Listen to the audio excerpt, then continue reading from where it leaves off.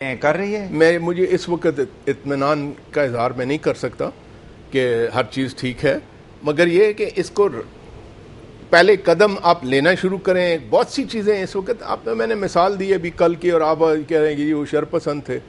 तो the point है कि अगर इस हद तक ऑस्ट्रिच की तरह आप आंखें बंद कर दें, मैं समझता हूँ कि ये ट्रेलर था, ट्रेलर इस चीज़ का। देखें आज पेशावर में भी यूनिवर्सिटी बंद कर दी क्योंकि इन्हीं स्टूडेंट्स के हम आंगी से वहाँ ना हो जाए कल, क्योंकि ये किराए तो हर जगह बड़े हैं, लाहौर में ना। तो this what I am saying कि मतलब इस एक स्पार्क होता है जो कि टेक ऑफ करता है। तो मेरा ख्याल है अभी गवर्नमेंट को आंखें खोल लेनी चाहिए। एंड जहाँ तक इनके ये बाकी सारी चीज़ें अगर दुरुस्त करें तो दूसरा बाहर से आपको खुद एक बाइज्जत तौर पर मदद करने की कोशिश करेगा। सही है मयूर साहब, लैंडिंग जो एजेंसीज हैं अमेरिका के बगैर वो भी नहीं पाकिस्तान को पैसे देते, IMF है या बाकी इदारे हैं।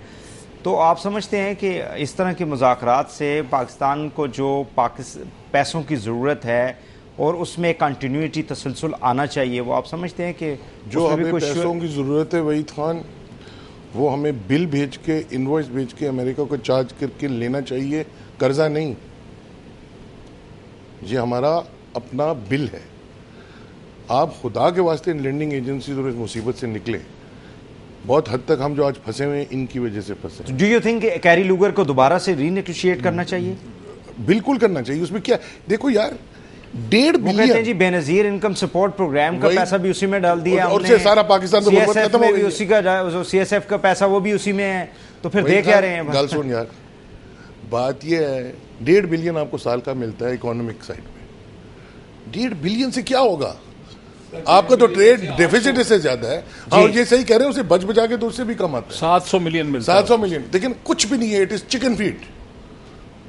तो कैरी लूगर में तो कुछ पड़ा नहीं हुआ है। अब छोड़े इन एजेंसीज को, इनका भी बटा बैठने वाला है।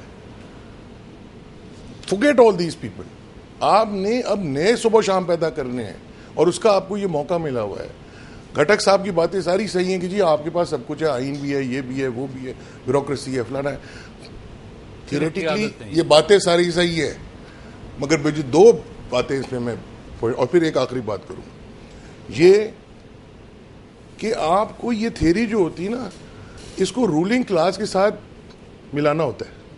हमारी रूलिंग क्लास अब इतनी गंदी हो चुकी है, इतनी जाहिल हो चुकी है, उसमें हम भी हैं, कि आप जो मर्जी इदारे खड़े कर लें वो उसको गंदा कर देंगे और कर दिए। हमारी ब्यूरोक्रेसी, माफ करिए घटक साहब, अच्छी नहीं रही। एक मेरे वालिद और उनसे पहले के ज़माने में, जकी साहब के ज़माने में, इनके भाई के ज़माने में बहुत अच्छी होती थी, अब नहीं है। और फौज भी वो नहीं रही जो एक ज़माने में होती थी, इतनी पोलिटिसाइज हो गई है। और बाकी इदारों का तो मैं आपको क्या कहूँ। तो देखें, इसको उनके साथ मिलाना है।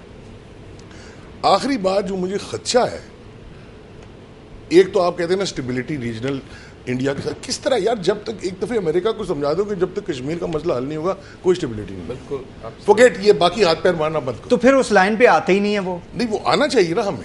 और आखिरी बात, हम खड़े हो जाए तो आखिरी बात, वहीद खान, एक बड़ी डेंजरस है, क्योंकि ये अब पाकिस्तान से और खास तौर पर पाकिस्तान की फौज से बहुत बड़ी डिमांड्स करेंगे, जो आपने बिल्कुल आपको शुरू में बताया। ये स्टेबिलिटी के बगैर नहीं हो सकता इंटरनल।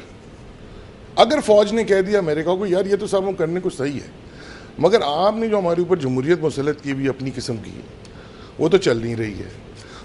ट्रेजरी जो हमारा हुकूमत है वो बैंकरप्ट है। हमारी करप्शन अब हद से तजावुज़ कर गई है। गवर्नेंस ज़ीरो है, -0 हो गई है। और लोग अब खल्फशार शुरू हो रहा है, सड़कों पे भी निकल रहे हैं। इस गंद के अंदर बजट बनाने के लिए तो आपका पैसे नहीं है। इस गंद के अंदर शेख साहब बेचारे क्या कर लेंगे? मैं कहता हूं कि इतना पढ़ा लिखा गला आदमी किस बेवकूफी में फंस गया, मगर चलो ठीक है, वो शायद कर ले।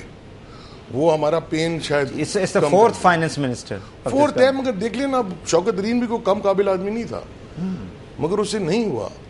बिकॉज ये एक आइसोलेशन सुनी ही नहीं जाती थी। वो तो यही सुनने को छोड़ो, वो पूरी एक होलिस्टिक पॉलिसी के अंदर बनता है कि वो चलता है। वो अकेला एक तो नहीं इस तरह चल सकता ना।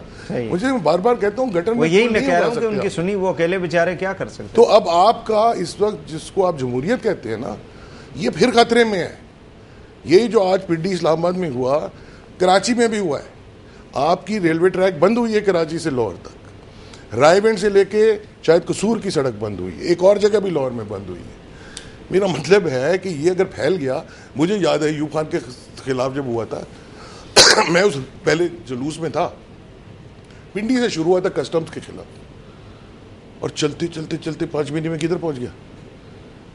अब यही वो चीजें शुरू हो रही हैं। अब गर्मी आएगी, लोड शेडिंग, लोगों के पास 5,5-6 हज़ार मेगावाट की जो तो मेरे कमी होगी, भाई तो मुझे exactly बताएं कि ये इतना अहम स्ट्रेटेजिक पार्टनरशिप में इतनी हमारे ऊपर बड़ी रिस्पॉन्सिबिलिटी, और मुल्क में भटा बैठा हुआ है, दिवालिया पिटा हुआ है, लोग बात करेंगे। सवाल ये है आप किस तरह, उसका क्या होगा, मतलब वो फिर क्या आप जो तो अगर जमहूरियत की आप बात कर रहे हैं, अगर फौज कह दे कि हम कर सकते हैं, मगर इस डिस्पेंसेशन में हम नहीं कर सकते। किस डिस्पेंसेशन में जो इस वक्त है, नहीं, किस में चलेंगे फिर वो हमें बनाने दें। वो हमेशा देखें जनाब, फौजी टेक ओवर्स ऐसे ही होते हैं। और वही जो मैं बात बार बार कहता था, अब मैं सिविलियन गवर्नमेंट में फिर से दोहराता हूं कि फौज के टेक ओवर के लिए सामान तैयार सिविलियन गवर्नमेंट करती है, हमेशा करती है। इनको किसी कुत्ते ने नहीं आके काटा था कि तुम इस तरह चलो। Half of has been done जी, आधा तैयार कर चुके हैं सामान, आधे से ज्यादा कर चुके हैं जी। ये तो इनकी शराफत है कि इन्होंने टेक ओवर नहीं किया। अल्लाह ना करे ऐसा हो जी। हुमायूं साहब ने एक बात की, मैंने जो पहले बात की थी कि मैंने ये कहा कि ये चीज़ें आपके पास हैं। अब अफगानिस्तान जैसा मुल्क है जिसमें कुछ भी नहीं है, सही एक बादशाह थी और फिर पता नहीं कौन गवर्नर था, कौन क्या था, जिसका जिधर जोर पड़ा। आज आपका पाकिस्तान भी उसी तरह वॉरलॉर्ड किस्म के सिचुएशन में है। अब ये जो बात की ना कि ब्यूरोक्रेसी वो नहीं रही, ये सही बात है, डिजेनरेशन हुई है, बट द पॉइंट इज कि इदारे आपके पास हैं एंड हम उसको कामयाब कर सकते हैं अगर करना चाहें, और जब अगर करेंगे लीडरशिप, टॉप लीडरशिप की जरूरत है ना। If you find only people, आज मैं किसी को सुन रहा था वापडा का कोई पेप्को का या कोई डायरेक्टर जनरल और समथिंग, मतलब ऑन टीवी पे, वो देख के अंदाजा हो जाता है कि ये आदमी कैसे इस ऑर्गेनाइजेशन, बट अगर आपने इस तरीके के जमा किए हो, मैंने एक मिसाल नाम लिए, बुरी बात है, बट द पॉइंट इज कि यू नो हम खुद तुले हुए हैं सब चीज़ को नीचे लाने के लिए। अगर खड़ा करना चाहें तो वही ब्यूरोक्रेसी फिर हो सकती है, वही सब कुछ हो सकती है। अगर आपका रिवॉर्ड और उसका वार्ड का कुछ सिस्टम हो, अच्छे बुरे गधे घोड़ों में फ़र्क करें, मगर जब वो चीजें नहीं, चीजें ऊपर से नीचे होती है। लीडरशिप देखें, आप अपना मैटर करती है, आप अपना घर in order, minister, cabinet minister, absolutely amendment की बातें कर रहे हैं खामखा।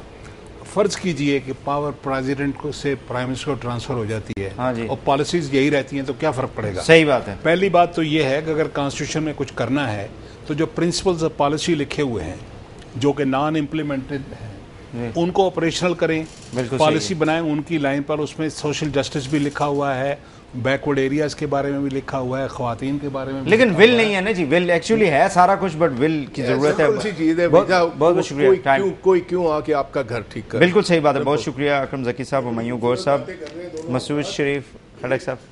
लफ्ज इन्होंने इस्तेमाल नहीं किया, बात वही कर रहे हैं जी। इनकलाब, ये सब हो जाएगा अगर इनकलाब हो जाए, बहुत ये लोग नहीं ठीक करेंगे। तीनों मानों को बहुत बहुत शुक्रिया। नाज़रीन, आज के लिए इतना ही। वहीद हुसैन को इजाज़त दीजिए।